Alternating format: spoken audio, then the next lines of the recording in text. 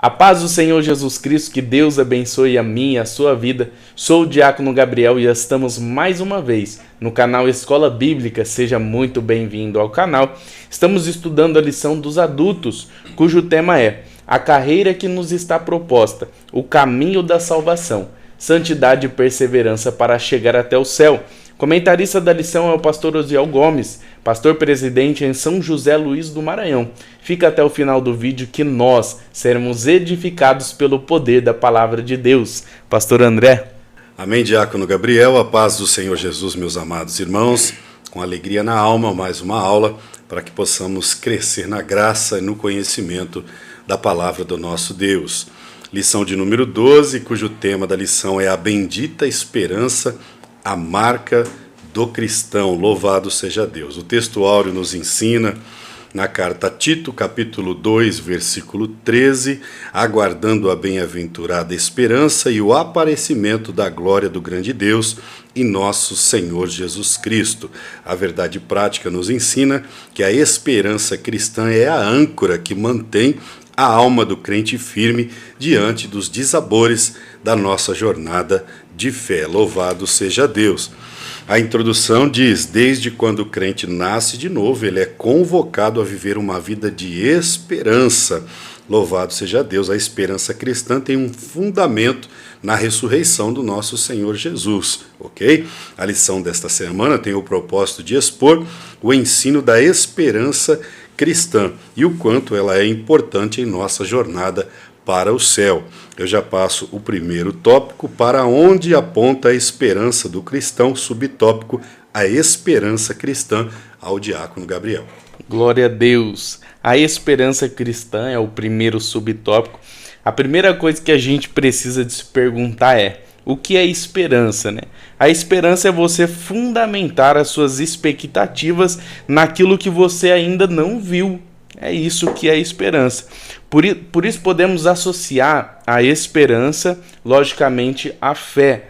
Porque Hebreus capítulo de número 11 deixa bem claro que a fé é o firme fundamento das coisas que se esperam e a prova das coisas que se não vê. Ou seja, a esperança deságua em fé. A pessoa que tem esperança em Deus, a pessoa que tem esperança na palavra do Senhor, ela tem fé. Fé para acreditar que Jesus ele morreu, mas que ele ressuscitou e vai vir para buscar uma igreja lavada e remida no sangue do Cordeiro. Essa é uma das esperanças que todo crente ele tem. O crente ele tem a certeza de que Jesus ele vai vir para buscar a sua igreja. Fé para acreditar que, independente da tribulação a qual a gente se encontra, Deus ele está no controle. Fé para acreditar que a palavra de Deus ela se cumpre em nossas vidas. Romanos capítulo 5, versículo 3, falando a respeito da tribulação e da esperança de que Deus ele está conosco, o apóstolo Paulo diz: nos gloriamos na tribulação, porque a tribulação produz paciência, a paciência é experiência, e a experiência é esperança, e a esperança não traz confusão. Ou seja, a esperança é um conjunto de fatores que a gente acredita que estamos em boas mãos. E de fato estamos, né, pastor André?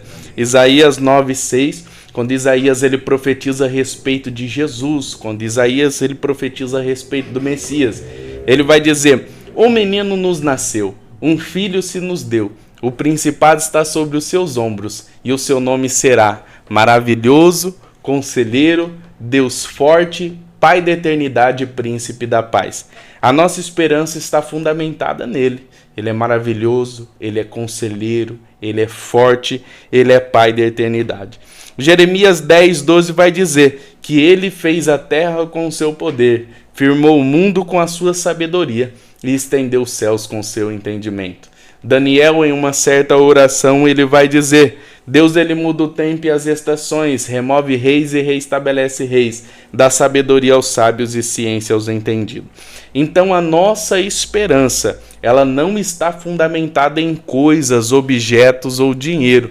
A nossa fé, a nossa esperança está fundamentada num Deus que fez os céus e a terra e, como diz de Gênesis e Apocalipse, zela por aqueles que zelam pela palavra do Senhor e não é somente ouvinte, mas praticante da palavra de Deus. Passo aqui o segundo subtópico ao pastor André, a esperança nas cartas do apóstolo Paulo. Glória a Deus, diácono Gabriel. O assunto esperança, esse tópico nos mostra que está bem presente nas cartas apostólicas do apóstolo Paulo. E o primeiro aqui é a esperança na ressurreição dos mortos em Cristo Jesus. Paulo já começa descrevendo na primeira carta aos Tessalonicenses, capítulo 4, no seu versículo 13 e 14, louvado seja o nome do Senhor Jesus. Não quero, irmãos, que sejam ignorantes ou sem entendimento, em algumas traduções, acerca dos que já morreram ou dormem, para que não vos entristeçais como os demais que não têm esperança, porque os que morreram em Cristo ressuscitarão primeiro, louvado seja Deus. Olha aí, então o apóstolo Paulo retrata a esperança da igreja do Senhor na ressurreição dos mortos, né? Se o nosso Senhor ressuscitou ao terceiro dia, traz conosco esta certeza da igreja que todos os que morreram em Cristo ressuscitarão. 1 aos Tessalonicenses, capítulo 4, versículo 13 e 14.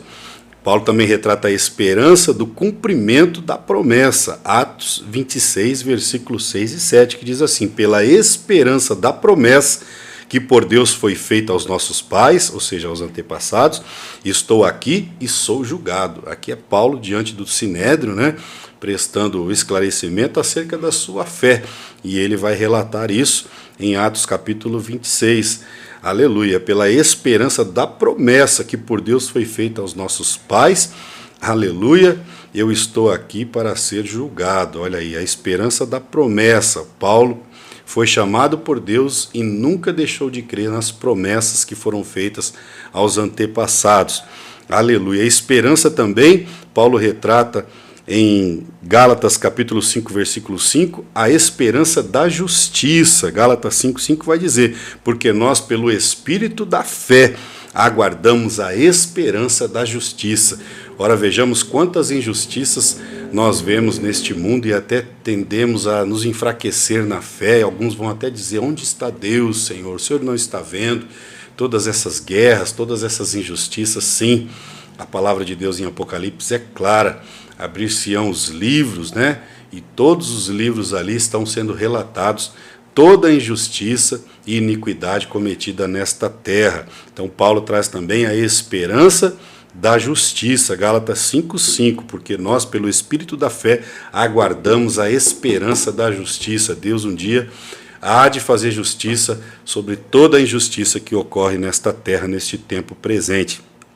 Paulo também retrata a esperança do Evangelho. Colossenses 1,5 está escrito: por causa da esperança que em vós está reservada nos céus, no qual ouvistes pela palavra. Ou seja, a esperança na palavra, a esperança no Evangelho. A nossa esperança não está firmada em promessas humanas, mas na palavra de Deus. Colossenses 1,5, a esperança pela qual está escrita nos céus, pelo qual ouvistes a palavra de Deus. Paulo também retrata a esperança do arrebatamento da igreja. 1 Tessalonicenses, capítulo 5, versículo 8. Nós que somos do dia, sejamos sóbrios, revestindo-nos da couraça da fé e do amor, tendo por capacete a esperança da salvação. Aleluia, né? A maior esperança que a igreja espera, a esperança da salvação, retratada aqui pelo apóstolo Paulo na primeira carta aos Tessalonicenses, capítulo 5, no seu versículo 8. E para terminar esse tópico, a esperança do arrebatamento, aleluia, da glória de Deus e do Senhor Jesus Cristo. Tito capítulo 2, versículo 13, a esperança do arrebatamento, aguardando a bem-aventurada esperança e o aparecimento da glória do grande Deus, do nosso Senhor Jesus. Amém? Olha aí quanta esperança relatada nas cartas apostólicas, é o que mantém a chama da igreja acesa. Aleluia! Quando eu olho para todas as promessas humanas, de um presidente que promete e não cumpre, de um patrão que promete e não cumpre, de um homem que promete e não cumpre, eu ainda prefiro ficar com a minha fé alicerçada nas promessas bíblicas do nosso grande Deus, porque muitas já se cumpriram e ainda hão de se cumprir em nossas vidas, em nome de Jesus. Eu já passo assim o terceiro tópico. Deus, o autor da nossa esperança, ao diácono Gabriel. Glória a Deus. O terceiro subtópico, Deus, o autor de toda a esperança, né? A lição vai dizer que o motivo pelo qual a igreja, quando a gente lê a lição aqui, a gente vai perceber isso, que o motivo pelo qual a igreja está de pé até hoje, passando por mais de 2000 anos, é porque estamos alicerçados em Deus, né? Deus, Jesus, ele é o nosso alicerce. A gente vai ver através da biografia de Jesus que Jesus, ele morreu, foi humilhado, foi espancado, foi rejeitado, foi crucificado, foi morto. Mas ao terceiro dia, a Bíblia vai nos falar que ele ressuscitou. Filipenses capítulo 2, versículo 9, diante de todo esse cenário de sofrimento, ressurreição. Em Filipenses capítulo 2, versículo 9, o apóstolo Paulo vai dizer: pelo que também Deus o exaltou soberanamente, e lhe deu o nome que é sobre todo nome, para que no nome de Jesus se dobrasse todo o joelho que tivesse no céu e na terra, e toda língua confesse que Jesus é o Cristo, para a glória de Deus Pai. Então, antes de tudo isso, Jesus, ele deixa bem claro, antes da sua morte, antes da sua ressurreição, ele deixa bem claro em Mateus capítulo 16, versículo 18, ele vai dizer: tu és Pedro, mas sobre esta pedra eu edificarei a minha igreja, a qual as portas do inferno não prevalecerão contra ela.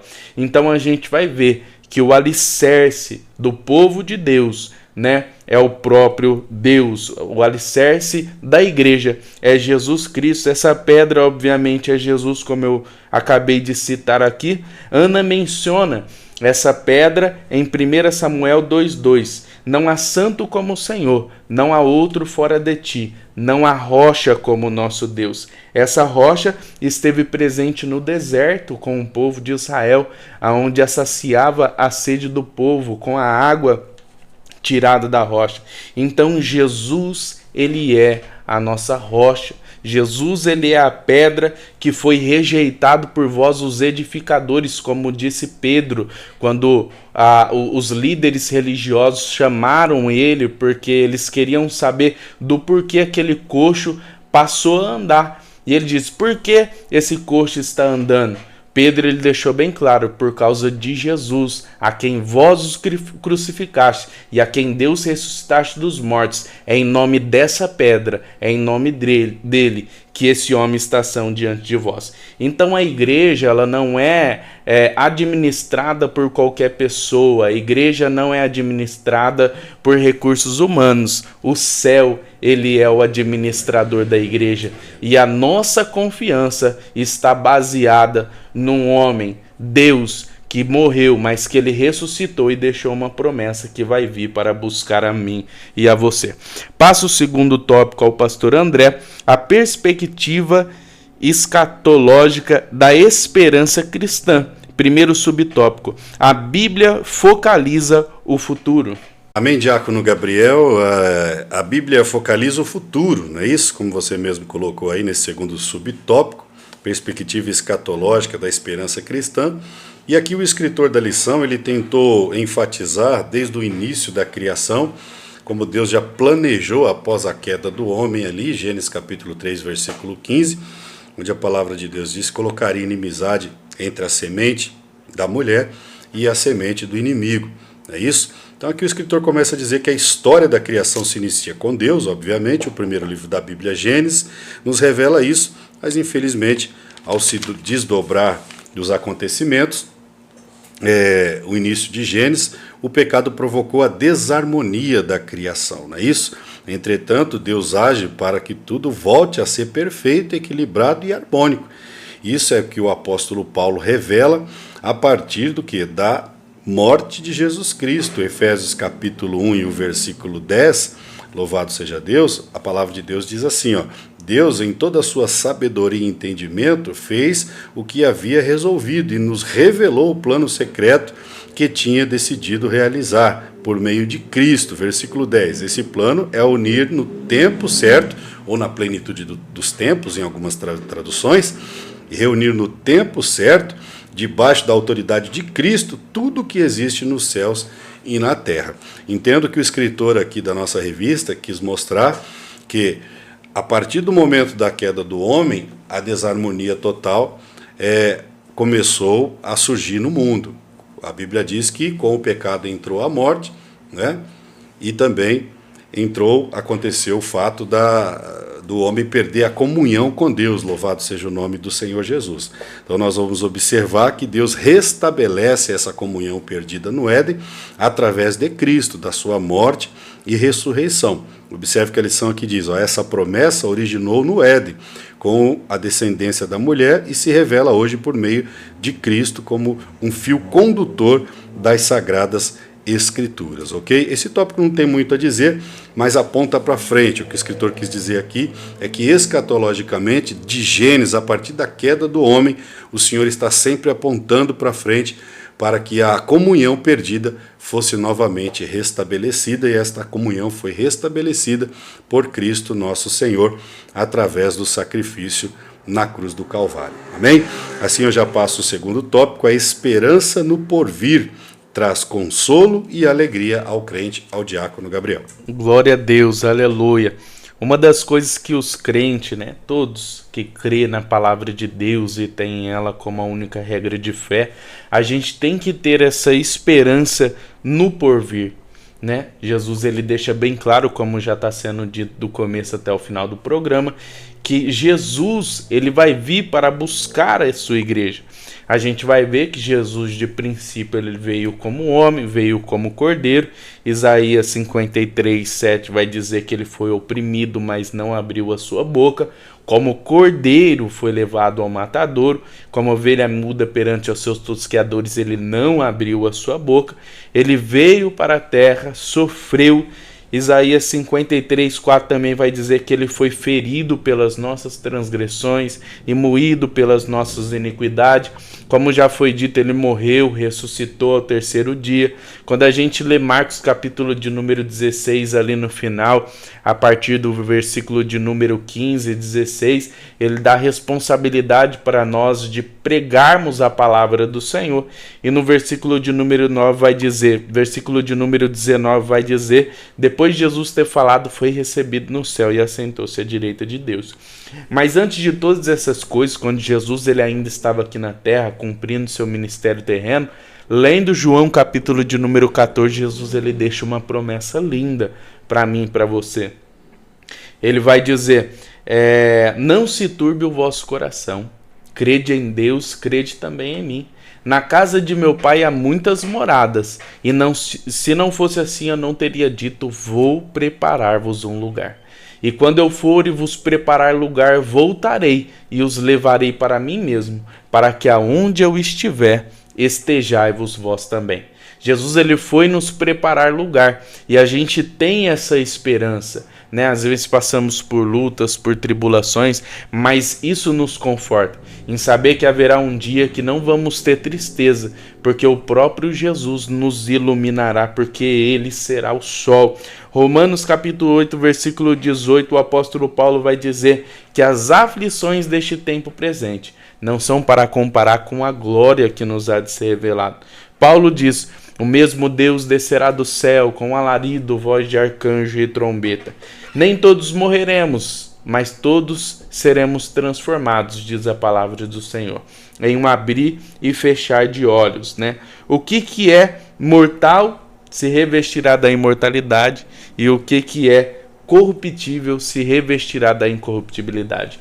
Então a gente tem essa promessa que nos conforta, que nos deixa mais tranquilo, que tira a nossa ansiedade.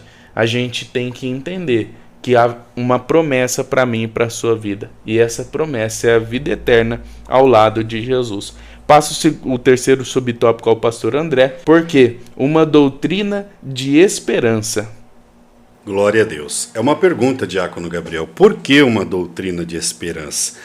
E aqui o escritor diz, porque confiamos na promessa da ressurreição dos que morreram em Cristo. Primeiro aqui. Segundo, da transformação dos que estiveram vivos por ocasião da sua volta. Vamos aqui primeiro. Por que uma doutrina da esperança? Porque confiamos na promessa da ressurreição dos que morreram em Cristo. 1 aos Tessalonicenses já citamos, capítulo 4, Fisa muito bem disso. Mas eu me lembro aqui, o Espírito Santo de Deus me faz lembrar do Evangelho de São João, capítulo 11, quando Lázaro morreu, e o Senhor chega ali, né, após já 4 dias, e ele vai ter ali com Marta. E o Senhor diz a Marta, o defunto não morreu, ele apenas dorme, descansa. E ali Marta, confiante na promessa da ressurreição, ela vai dizer assim, eu sei, Senhor, que ele há de ressuscitar naquele grande dia. Olha só que coisa linda. Os irmãos ali já da igreja primitiva estavam confiantes na esperança da ressurreição naquele grande dia. Marta cita isso ao Senhor. Eu sei, Senhor, que ele há de ressuscitar naquele grande dia. Se Marta, já naquela época, Diácono Gabriel, estava esperançosa concernente à ressurreição dos mortos em Cristo Jesus para uma vida eterna, nós hoje mais ainda devemos estar cada dia mais confiantes de que um dia podemos até morrer nessa carne mortal que nós vivemos e habitamos, mas há uma promessa. Lá mesmo o Senhor disse, ainda que esteja morto, se crê em mim, viverá. João 11, 25, louvado seja Deus. Então a primeira confiança nesta doutrina da esperança é porque confiamos na promessa da ressurreição dos que morreram em Cristo Jesus. Segundo, da transformação dos que estiverem vivos por ocasião da sua volta. 1 aos Tessalonicenses, capítulo 4, versículo 13 ali ao 18. Essa transformação de um corpo glorioso, porque lá na primeira carta aos Tessalonicenses 4,13 vai dizer que os que morreram em Cristo ressuscitarão primeiro, e os que estiverem vivos serão arrebatados a encontrar com o Senhor nos ares. E aí, recebendo o corpo glorioso, não mais teremos o poder da morte sobre as nossas vidas e as mazelas deste mundo. Esta é a esperança que todo cristão tem. Trata-se de uma promessa gloriosa para reinar com Cristo, como ainda não alcançamos essa promessa, vivemos na esperança de que brevemente tudo se cumprirá, pois quem fez a promessa é fiel e poderoso para cumprir. Hebreus 10, 23 está escrito, retenhamos firme, reter é segurar, retenhamos firme a confissão que nós fizemos da palavra de Cristo, da nossa esperança, porque fiel é Deus que prometeu para cumprir. Louvado seja Deus. Eu já passo o terceiro subtópico, a esperança cristã como âncora da alma. Glória a Deus. O primeiro subtópico aqui do terceiro tópico vai dizer, nossa esperança como âncora, né? A âncora, né, traz a ideia de firmeza. A esperança de Deus é o que nos mantém firmes na presença do Senhor. A esperança em Deus é o que nos mantém firmes nas nossas decisões, no nosso caminhar do dia a dia. Porque quando nós nos sentimos sozinhos, lemos a Bíblia Sagrada e temos resposta para tudo. Como, por exemplo, quando a gente pensa que a gente está só, né? Porque muitas das vezes nós, como ser humano, as emoções vêm e quando a gente lê a palavra de Deus, a gente vai ver o próprio Deus ele dizendo, pode uma mãe esquecer de um filho que criou? Pode uma mãe não sentir compaixão do seu próprio filho? Isso é uma pergunta retórica, mas ele vai continuar dizendo, ainda que a sua mãe esqueça do seu próprio filho, eu todavia nunca me esquecerei de ti. Então uma vez pensando que estamos sozinhos, a gente lê a palavra do Senhor e entende que Deus está conosco. Quando estamos preocupados com o mantimento, quando estamos preocupados com qualquer outra coisa, a gente vê diversas promessas na palavra de Deus para aqueles que realmente seguem a Jesus. E a gente vê que Deus ele tem caminhos de prosperidade para nós, tanto nessa vida quanto no porvir. Romanos, eu acho muito interessante, Romanos capítulo 12, que vai dizer que Deus ele tem uma vontade para a nossa vida, e essa vontade ela é boa, perfeita e agradável. Provérbios capítulo 10, versículo 22, Salomão ele diz, as bênçãos do Senhor enriquecem o homem e não acrescenta dores. Então Deus ele tem coisas boas para a nossa vida, Deus ele tem prosperidade para a nossa vida. Não é essa riqueza do mundo que tira o nosso sono, como a própria palavra de Deus vai dizer, mas é a bênção que deixa a gente realmente feliz. Jeremias 29, 11 vai dizer, bem sei os pensamentos que tenho de vós, diz o Senhor, pensamentos de paz e não de mal, para dar o fim que tu esperas. Deus, ele só tem coisas boas para a nossa vida, e quando a gente começa a ler a palavra do Senhor, a gente fica mais firme, como vai dizer aqui, que a confiança no Senhor como âncora, trazendo a ideia de firmeza, porque quando a gente lê a Bíblia Sagrada, entendemos que o Deus que fez os céus e a terra tem coisas maravilhosas para a nossa vida. Isaías capítulo 1, o próprio Isaías, sendo usado por Deus, vai dizer, né, se quiserdes e me ouvirdes, comerás do melhor dessa terra. Então a única coisa que a gente deve fazer é cumprir a palavra do Senhor, é cumprir o ID, é ser santo, ser diferente, ser separado, fazer a vontade de Deus. O Salmos 139 vai dizer, para onde me irei do teu espírito, para onde fugirei da tua face? Se eu subir ao céu, tu ali estás. Se eu descer embaixo na terra, tu ali estás também. Se eu tomar as asas da alva e habitar nas extremidades do mar, até ali a tua mão me guiará. Isso nos traz firmeza. Uma vez pensando que estamos sozinhos, lemos a palavra do Senhor e entendemos que nunca estamos só. Independente de qualquer circunstância, Deus, ele está conosco. Passo aqui o segundo subtópico ao pastor André, porque a esperança do crente é a melhor. É mais uma pergunta, Diácono Gabriel, amados irmãos, por que a esperança do crente é a melhor? Essa esperança que traz a certeza para a alma do salvo, do crente salvo, não pode ser comparada, diz aqui a lição, com a esperança do ímpio.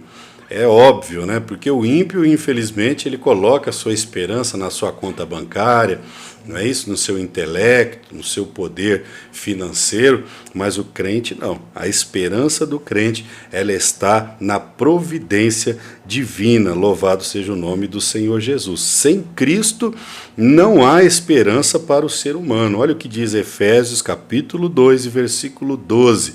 Naquele tempo, ou seja, quando ainda não havíamos entregado a vida a Cristo, naquele tempo estavam sem Cristo, separados da comunidade de Israel, é isso? Que é a nação escolhida para levar as outras nações ao conhecimento de Deus. Estranhos à aliança da promessa, não tendo esperança e sem Deus no mundo. Olha aí, assim é o ímpio que coloca suas esperanças no dinheiro, no poder, no intelecto, não é isso? No seu poder bélico, nas suas armas, enfim, nas suas bombas, mas o crente salvo tem a sua esperança nas promessas do Senhor, louvado seja Deus. Há diversas esperanças presentes na cultura humana, diz a lição. Por exemplo, as religiões expressam suas esperanças em uma história cíclica, como o hinduísmo, não é isso? Em que a vida é vista de acordo com o ciclo de nascimento e morte e reencarnação, ou seja, a pessoa morre, nasce, reencarna, morre e nasce, é um ciclo que nunca se acaba. E nós sabemos que a palavra do nosso Deus diz que ele é o alfa e o ômega, ele é o princípio e o fim, louvado seja Deus. Obviamente que Deus nos fez, desde o princípio da criação, para ser um princípio de bênçãos e comunhão na eternidade, mas Deus não fez um robô, deu ao homem o livre-arbítrio e pela desobediência perdeu ali a sua comunhão, que através de Cristo Jesus, nosso Senhor, está sendo refeita esta comunhão com o nosso Deus pelo sangue, pela aliança. Por isso ele vai dizer, eu sou o caminho, Jesus disse, a verdade e a vida, e ninguém vem ao Pai se não for através dele, do nosso Senhor, que veio para restabelecer a comunhão perdida no Éden. Louvado seja o nome do Senhor Jesus. A lição continua dizendo que toda esperança fora de Cristo é vazia, sem sentido. Já a esperança em Cristo, ela é segura, ela é consoladora, ela é com propósitos, louvado seja Deus. Amém? Nós não seguimos e servimos a Jesus cegamente, tem um propósito. Por isso que a palavra de Deus aos Romanos vai dizer que todas as coisas cooperam para o bem daqueles que amam a Deus e que são chamados segundo o seu propósito. Nós sabemos muito bem qual é o nosso chamado, para onde estamos indo. Não servimos um Deus cegamente, servimos um Deus que tem para nós uma diretriz, um chamado, um propósito, e por isso temos esperança nas promessas deste nosso Deus. Louvado seja o nome do Senhor. Assim eu já passo o terceiro subtópico, mantendo firme a esperança, ao diácono Gabriel. Deus mantendo firme a esperança, né? É responsabilidade minha e sua manter firme essa esperança. Como? Depositando ali tempo ao Senhor, né? A lição vai dizer aqui: os discípulos de Cristo entendiam que a sua vinda seria iminente. Ou seja, ninguém sabe o dia nem a hora que Jesus há de vir. Por isso que a gente tem que estar vigiando dia após dia, depositando a nossa confiança nele, depositando tempo em oração, jejum, leitura da palavra. E aqui depois do penúltimo ponto final aqui na lição vai dizer: não sabemos o dia e nem a hora que o Senhor há de vir, mas a nossa parte é manter a nossa esperança viva e firme. Como isso? O apóstolo Paulo vai dizer que a nossa fé não deve se apoiar na sabedoria do homem, mas no poder de Deus. Tem muitas pessoas que depositam a sua confiança, por exemplo, no templo da igreja. Acha que a vida espiritual e a salvação se resumem em cultos, né? Mas a gente tem que entender que a gente precisa de ter relacionamento com Deus. Como que a gente faz para preservar a nossa esperança? A gente deve ter experiências com o Senhor. É você dobrar o joelho no chão muitas das vezes com o armário sem nenhum mantimento, você dobrar o joelho no chão e entender que o mantimento pode não vir da onde a gente espera, mas de alguma forma vai vir, porque Deus, ele honra aqueles que têm relacionamento com Deus, né? Ter experiências com o Senhor, dobrar o joelho no chão, ser usado por Deus, ver coisas sobrenaturais, porque é isso que a Bíblia deixa bem claro, que a nossa fé não deve se apoiar na sabedoria do homem, mas no poder de Deus. A gente deve sempre estar buscando esse poder, essa virtude, essa graça. Quando a gente vai ver homens cheios do Espírito Santo, da igreja primitiva, a Bíblia deixa bem claro que aqueles homens, dia após dia, viviam o sobrenatural. Dia após dia, viviam em novidade de vida. Coisas sobrenaturais aconteciam todo dia. Almas eram transformadas, vidas eram libertas. Por quê? Porque eles estavam depositando a sua confiança em Deus e estavam preservando com oração, jejum e leitura da palavra.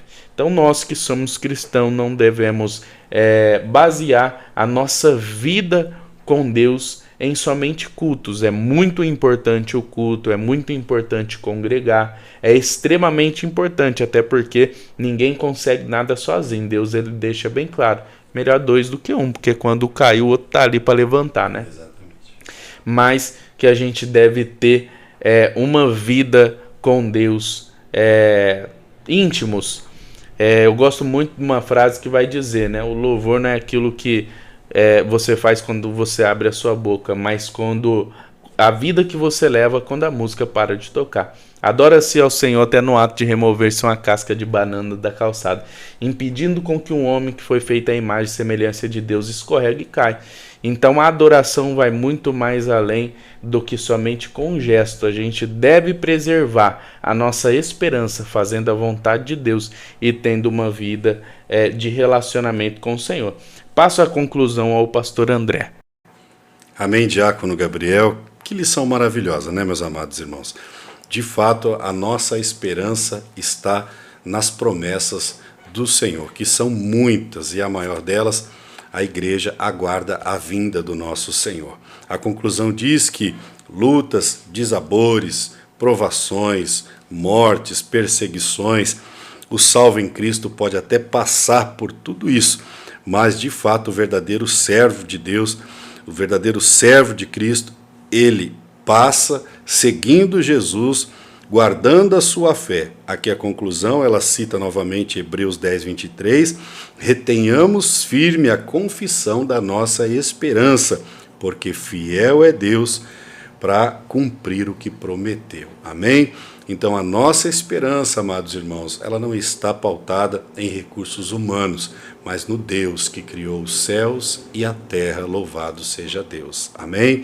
Eu passo as considerações finais ao diácono Gabriel sobre o nosso canal. Glória a Deus, que Deus abençoe a minha e a sua vida.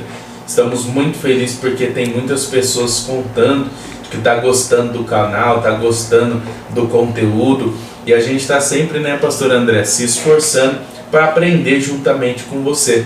Por isso, seja um evangelista do Senhor. Aperte o sininho, deixe o seu like, compartilhe com o máximo de pessoas o possível, que eu tenho certeza que você e nós seremos abençoados pelo Senhor. Que Deus abençoe em nome de Jesus. Amém.